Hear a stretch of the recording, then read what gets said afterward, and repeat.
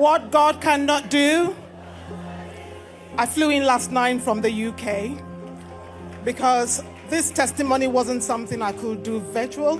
I needed to come in to give this testimony. For those who don't partner, I can't think of a better thing for you to do. Sowing seed when it comes to the project. I don't know where to start. My life is a living testimony. Ever since I started sowing in 2022, God has transformed our lives. He has transformed our business. Every year I am doubling it up. So I just want to thank God for having visited us the way He has. In April, when I got to my GP, they said to me, we deal with underactive thyroid. We don't deal with overactive. And this is the endocrine team. And to get into them is 6 to 18 months. I'm like, that's not going to be happening anyway. And, lo and behold, the GP obviously couldn't even do anything. But hey, before I even thought about this surgery, I went for a mammogram. Now they called me back and said to me, one of the top hospitals called and said, I needed to come in. I said, what's that for? And they said to me, oh, there's an issue with the right breast. And I'm like, okay. They asked me to come back in. I actually went back in and they said to me, they did a biopsy and they came out with breast cancer. So it was diagnosed breast cancer. And I went back again because Papa says, if your faith can't carry you, His will carry you. And I went back to thyroid because this is now 2 diagnoses. We're dealing with breast cancer. Then we have thyroid. Just before the NSPPD conference, they said they found lumps, not lump, but lumps. So this is 2 diagnoses of cancer. But they said to me, we can't even operate on you. Why we can't operate on you is because your thyroid is so high. If you get into any surgery, you're going to have a thyroid storm. And to the glory of God, my thyroid level came back to normal,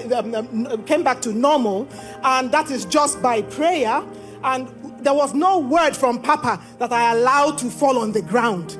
This. Because when I was supposed to go for the breast cancer surgery and they couldn't hold, I said to them, I have been waiting to go somewhere on the 8th of June. Can I please go there? And they said to me, yes, you can. And that was the NSPPD conference. That was where I got my healing for the thyroid. Because while I was there, I could see my neck coming together. My 2 sons were the youngest volunteers on that day at the conference. My son came to me and said, Mom, do you want to go and testify? I said, they wouldn't understand, Daniel, because they would just say, mine is neck. People are in the wheelchair. But I'm going for this, cancer thing for the thyroid on Tuesday. That is when I'm going to get my testimony. I went in there on that Tuesday, and my uniform is this. This is not fashion. This is my mantle. Because at the conference, I saw people placing stuff on the altar. I didn't know what that meant. So I just gave them this. That was all I had. And that was all I took with me and my band. I'll always beg them, for any procedure, I must have this on with me. And the Holy Communion, there is no way my body is going to be riddled with cancer. While I was doing that, they discovered blood in my stool, and that was bowel cancer. And I was sitting and saying, I can't have thyroid cancer, I can't have bowel cancer, and I can't have breast cancer. I said, my body is not for chemo. Yes. Not when I'm under this anointing. When they told us that, my husband said, we belong to a fire altar. We will take it back.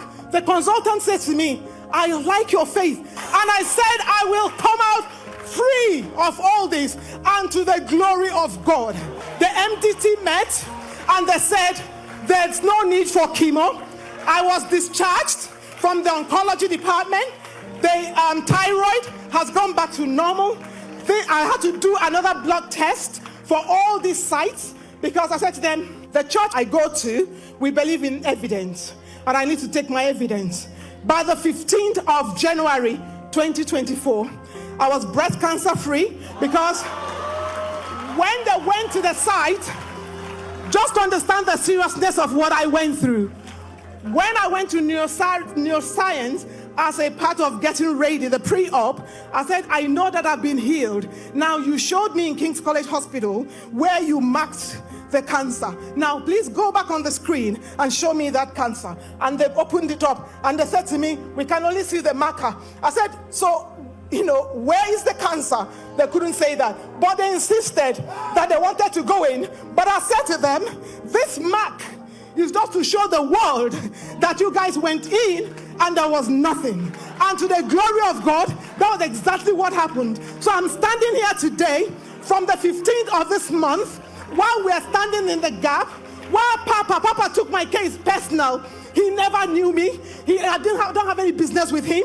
They just tell me those things. I come back and I write, pray with Pastor Jerry or terminal illness. And today, to the glory of God, my thyroid is back to normal.